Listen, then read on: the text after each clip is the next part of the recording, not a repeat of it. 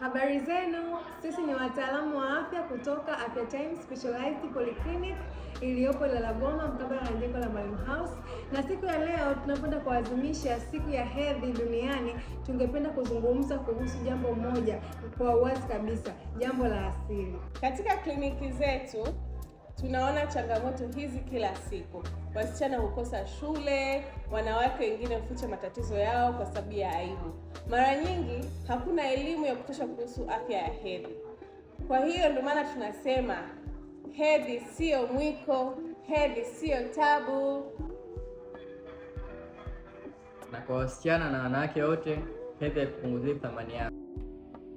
Tuseme wazi, hedhi si udhaifu, hedhi sio ugonjwa, bali hedhi ni ishara ya afya, nguvu na uwezo wa kuzaa. Ungana nasi, vunja ukimya, tokomeza unyanyapaa ili tujenge dunia ambayo hedhi si mzigo.